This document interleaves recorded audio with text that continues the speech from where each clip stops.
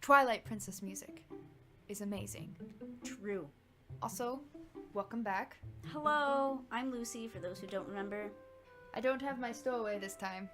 He ran away. Yes, he did. Anyway, I love music, you love music, you love music, we all love music. Everyone loves music. And it's really hard to decide on 5, and it was even harder to even just get it down to 2 honorable mentions as well. But we tried our best. So here we go.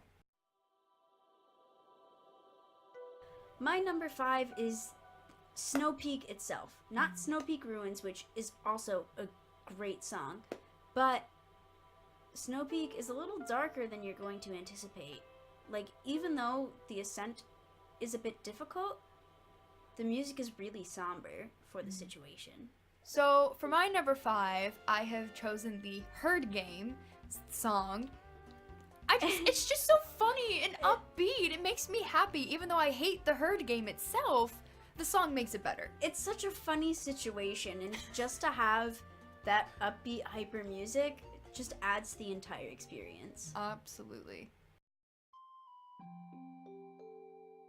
My number 4 is llia's theme. I love that it's very sweet, and I think it fits llia. I know she's a very stubborn, kind of abrasive woman, but I think it shows the softer side of her. I almost put on the one where llia's memory returns. I love that one too, but I just went with her overall theme, and how it kind of is like, it's a variation of Epona's song, which kind of, for me, gives more weight to the idea that Link is a descendant of the Link in Ocarina of Time and Malin.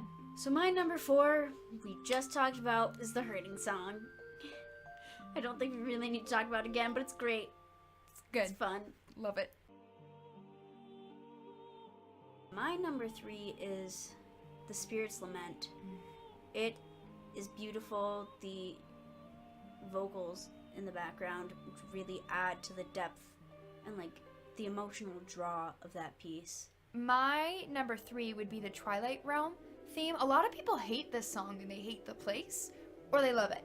I'm one of those that love it. I mean, when I got there, I was like, this is kind of what I expected, but kind of not, but in the best way possible. And I love the music. I think even though it's kind of simple, and it does get repetitive, but it fits, I think, what you're going through at that point in your adventure and the place itself. So yeah, I think it was definitely a really intriguing artistic choice to keep it the way they did, instead of making it something like a little more extravagant like a lot of people were expecting.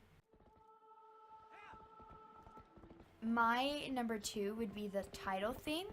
I actually did an audition for Zelda Universe where we had to sing part of that, and I thought it was Latin, so I tried looking up the lyrics, like translating them. It's not, it's gibberish, but it does sound like Latin.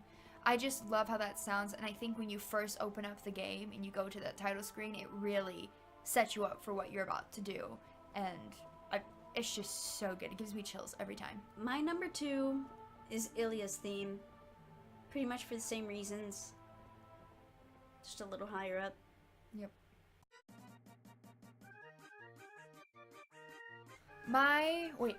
Honorable mentions. Honorable mentions. You go first. We only picked 2 each, even though there's a bunch on there. Okay, we have one mutual honorable mention. The Canon repair music. Yes. It's not our either actual honorable mention, but it's so fun. It's so great. It makes me think of a really creepy carnival, which is, I think, the point. Yeah, probably. But anyway, so my first actual honorable mention is the Postman's theme. He's just such a funny character, and the background track they have going along with him is so funny. Really fits. That guy's face, though. I can't even make it. My other honorable mention is actually the Howling Feature for Wolf Link, with all the stones and like to get the Golden Wolf, all that jazz. I just think that's a great feature, and since there is no ocarina, I thought it was a unique way to actually fit in similar features. Yeah. And you know, it's a wolf. Wolf howling's cool, and to do that to a tune, good job. I mean, part of their goal with Twilight Princess was to kind of revive a lot of what people loved about Ocarina of Time, because they thought Wind Waker kind of went downhill, even though now it's one of the favorites. It's one of my favorites, but At the time. at the time people were hating on it. So one of my honorable mentions is the theme for the City in the Sky. The Uku are just extremely weird. I mean, you can hear in my title theme, I always have the sound that you find when you find an Uku. That's what it is. I just love how it sounds, and I love that it's very much resembles that painting. I forget what it's called, but it's like that weird one. And the Ukus look like those creatures. It's just, I honestly love that dungeon anyway, Right. and that boss. And you get to be Spider-Man. Spider-Man! Like, I mean, freaking Spider-Man. My other honorable mention, and it was hard for me to put it down here because it was really close to making the top 5, is the Death Mountain theme. When you're in there, it's very Goron. It makes sense. And I've never been a huge fan of the Goron race, or like, they were never my favorite. It was usually like the Zoras, or even like Koroks if we're in Wind Waker, or Breath of the Wild. But I don't know, I feel like I want to get to work when I hear that song. Whenever I get on a treadmill, that's usually one of the songs I use, not for running, but for like the first walk. Like, all right, here we go. We're gonna run, and then I use other music like the Gerudo theme or something. The cover by Taylor Davis, though. So. My number 1, you don't really hear it in the game ever, but it is a part of Twilight Princess. It's the orchestral piece number 1. I just love it. It's like a really big medley, I guess, of Zelda music, mainly Twilight Princess, and I just love how big it is, and I kind of wish the whole game could have been like that, but nonetheless, we still did get some awesome music, so that's my number 1. My number 1 pick is actually the title theme.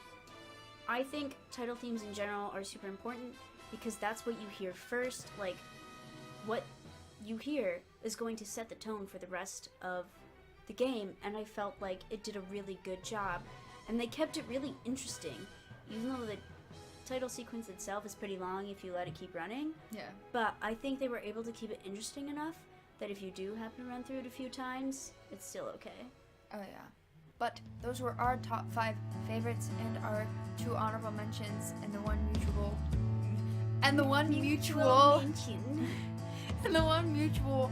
honorable mention. Let us know what your favorite pieces were from Twilight Princess, whether it be directly related themes in it or things like the orchestral piece.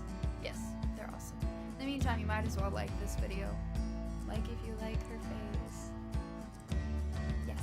And then you can comment and subscribe and all that good stuff. And yes, that is all. Bye. Bye-bye. I, for one, really wish that they had had Twilight Princess music recorded with a full orchestra. I think that would have benefited it, but oh well. We were lucky enough to go see the Legend of Zelda Symphony Orchestra together. I meant to tell you to bring your shirt. We could have worn them both together. But yes, we got the same shirt and everything. That was wonderful. You dressed up as Makar, and I was the goddess Hylia. Well, it was not really a cosplay for me, but... And I even brought Makar with us. He had a front row seat. It was a good time. I cried. Same. But if anyone ever has the means or the opportunity to go see the Legend of Zelda Symphony of the Goddesses, I highly recommend it. Yes. Even if you get an El Cheapo seat in the back, totally worth it. They play video and everything. It's great. It's a great time.